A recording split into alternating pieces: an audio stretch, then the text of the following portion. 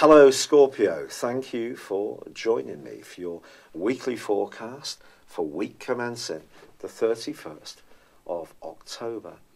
This week of course sees Halloween at the middle of the week, and the sun in your sign is going to be squaring up to the moon in Leo on that day.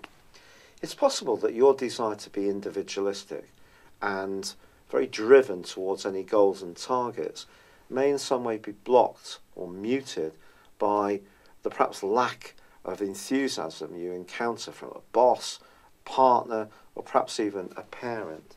It's going to be important, therefore, to keep the faith. And Venus, which has been tracking backwards in your sign since the 5th of October, well, that's going to be inverting back into the sign of Libra. If there is something that has been on your mind around your personal identity or around a relationship, I do feel that that can be at the core of this week, because last week's full moon did combine with Uranus, the planet of surprises. So you may find yourself feeling quite restless about what you want and what you want to give around relationships, or is it someone close to you who's not necessarily being particularly predictable in their attitudes? I still feel that this needs more time to work through. But what I can say is that Mercury moves out of your sign and into Sagittarius. If you do need to think about anything in a major way, it's important therefore to think about the foundations, the everyday nitty-gritty side of things. Yeah, money, but also your core values. Let those guide you. But I feel if you have been a little on edge or unsure about your love life, this is not a time to be too quick to jump to any final conclusions. There is actually two very positive influences concerning your ruling planets. In fact, your co-rulers of Mars and Pluto themselves are in a very fine angle, a semi-sextile, in the first half of this week. It may be that something that's been hidden, that's been kept a little bit hush-hush, may need to be talked through. Try not to knock this opportunity back. Try to be as frank as possible. Also, the sun in your sign is forging a fab angle to Saturn. Your words and how you express them need to be measured, well thought through, and considered as far as other people are concerned. So, although there may be part of you that could feel a bit impulsive, a little bit restless, or even a bit bored around your love life or a relationship, do think carefully before making any key decisions. But I do wish you a very happy Halloween. I'd love it if you would like or comment on this video. If you've yet to do so, please do subscribe to this channel. But for now, good luck and goodbye. Hello Scorpio, thank you for joining me for your monthly forecast for October for the Sun or the Ascendant. Welcome. This month begins with the Sun and Mercury locked away in a tender part of your scope, the 12th house. This is about the more subconscious side of ourselves. It's about the more spiritual area. It can be about reflection, meditation, healing, anything to do with learning about ourselves at a deeper level, which you have a natural inclination for anyway. However, on the 2nd, there is a quarter moon in your sister water sign of Cancer. It's possible that something that you feel a little raw about or emotional about can play a role from the 2nd through to the 9th.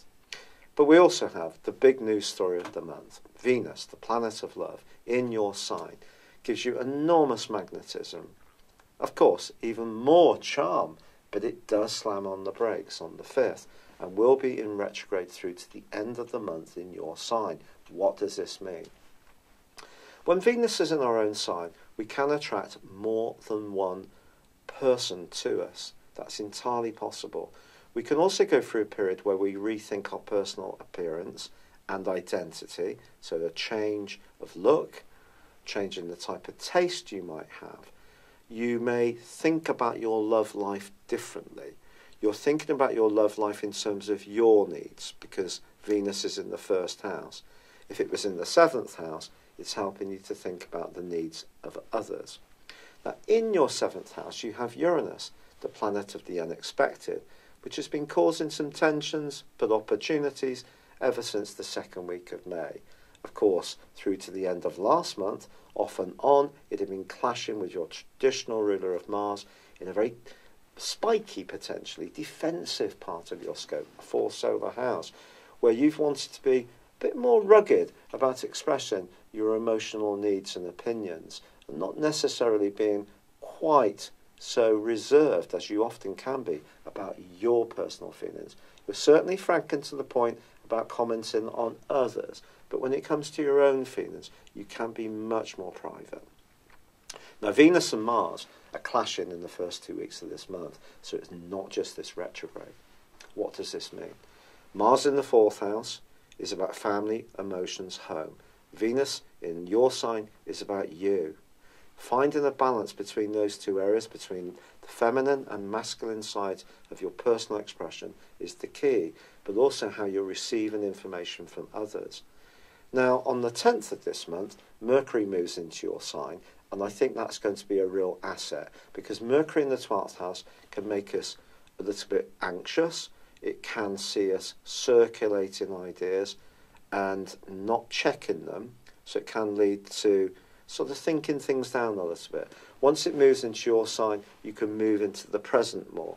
You're expressing your thoughts more lucidly. It can help to overcome some of the slowdown of energy that Venus retrograde will create. But on the 10th of this month, on the 9th of this month, we have the new moon. Mercury moves on the 10th. But on the 9th, that new moon is highly complex.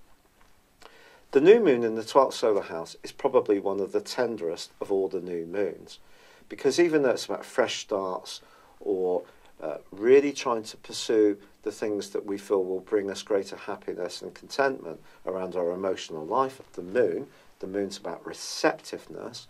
Obviously, the moon in the 12th house can see us feel a bit isolated, cut off from people, bottling things up a little bit potentially. And this new moon squares up with your modern ruler of Pluto, which is in a very powerful position, the third house, been there since 2008. In that time, you've probably got yourself much more active in your mind or your body, it just depends, or the way you've engaged with the world has become more intense. This creates a 12th third house situation, something that may be quite controversial or a bit delicate may come into the open in the following month, and it may be you can't control it however much you try. Then again, it could be you who's pushing something into the open that those around you have been resistant to you. Just depends on your completely unique situation. Also Neptune, which has been bringing some magic to your romantic world and also your personal expression since 2012, that's tangling with this new moon too, and not in a very easy way. So you've got 12th, 5th house energy. Confusion around your love life is possible. I can only tell you what's going on in the heavens. I'm not negative, I'm just honest. And of course, some people on YouTube are absolutely wanting to say the positives, and bless them, that's up to them. But I'm just telling it as it is. However, you also have a quarter moon on the 16th of this month in Capricorn. So that energy in Capricorn that you're getting from Pluto, but also crucially Saturn. So your words and your personal expression have taken on more gravitas since December the 20th last year, and also how you express yourself, more punch, more penetration. Well, Saturn's still there, Pluto's there. So this quarter moon in this part of your horoscope to do with how you think, again, can bring stuff into the open that's delicate. Maybe that you're making some kind of transition in the type of thinking that you have, maybe things that have lain dormant, that you've not wanted to embrace, or perhaps other people, as I say, have not wanted to hear. These things are travelling, they're moving, they're being stirred up. Believe me, this is a very powerful month, and it ain't just down to Venus's retrograde. But that brings us through to the 23rd. The sun bursts into your sign. You're going to feel a much greater sense of physical certainty. You're going to feel bolstered from a point of view of vitality. You're not going to feel so anxious. You're moving into the moment. You're taking charge. Then the reverse in Venus meets the Sun. Your sex appeal is going to be absolutely incredible. But also these two are in opposition with Uranus. Now, this is completely an opposite energy, remember, to the first house. Seventh house is about relating relationships. But Uranus is about freedom and independence. If you're in a relationship which is not meeting your needs and you feel stifled, you feel you can't be yourself, or you've just changed, this is a radical moment, potentially, in your whole life. Because this is pushing you to be more evocative about what's right for you. So you move from this tender period, thinking things through very carefully, not necessarily sure about some of the things that may come into the open, and then it's down to you. There could be some key decisions to make, particularly on the back of the full moon of the 26th, which is conjunct Uranus in your opposite sign. So it may be that someone you're involved with is a bit unhappy about you and is going to tell you in a forthright way. You can be very blunt. I have a lot of Scorpio in my horoscope, and I observe people's star signs and attitudes, obviously, avidly. And it never fails to amaze me how Scorpio people can be very private about how they feel and very outspoken about what they feel other people should be doing. Is this true of me too? Well, I am doing this, aren't I? So it must be. But this is a strength as well. But integrating your feelings and telling people how you feel and not feeling you have to squirrel them away out of sight is part of your transformation as a person with all that energy in the third house. It's pushing you to rethink, to be more radical about what you say. Radical doesn't mean bad. Nothing would change. Everything would stay the same. It would be stuck. And because you're a fixed sign, you generally like things to be the same. And then when big changes come, they tend to come in a huge way. And that is possible as this month draws to a close, because that opposition between the Sun and Venus, which is giving you awesome attraction of good things to you, with Uranus, is also dissecting on the axis across the North Node in Leo and the South Node in Aquarius. South Node in Aquarius, very close to Mars, is about freedom of emotion. The North Node in Leo is about you gaining recognition, acclamation. You need to be heard. It's a kind of mini Jupiterian influence. But we have a grand fixed cross. Something that doesn't want to shift is going to shift for us all, in the world in general. There's big changes coming. And I think things that have been hidden away for you are going to come into the open. And some of it may be about really coming to terms with who you are and saying, this is who I am, being more open about it, and it's absolutely fine. This is the way I am. It's exciting. You can almost regenerate your whole being. But I do think some things that are no longer working need to die and wither on the vine. And no sign understands transformation better than yours. But this is a very important month for transformation. And I do think it could be around relationships of all kinds, with a boss, an organisation, a partner, your attitude or relationship with yourself. They're all under review. It's been a real pleasure being with you, Scorpio. I'm so grateful for all the kind suggestions that have been made about my rheumatoid arthritis. It really has been quite a time. I'm now doing the CBD oil, been doing the turmeric, been doing that for some while. Found out it works better if it's heated, so putting it in soups and tea, using ashwagandha as well, and also serapes, and that's, I think, helping a bit.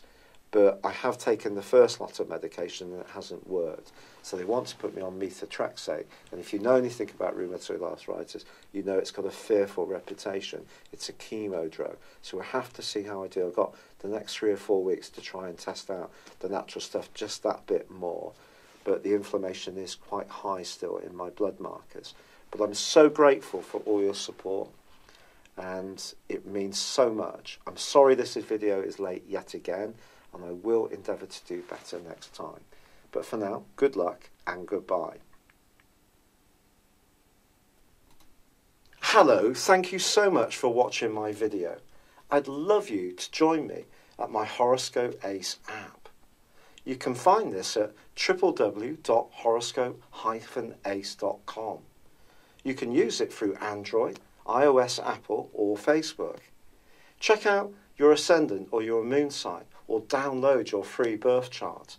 There's all your favourite videos, plus there are daily, weekly, monthly and yearly horoscopes for general, love, Chinese and Indian astrology.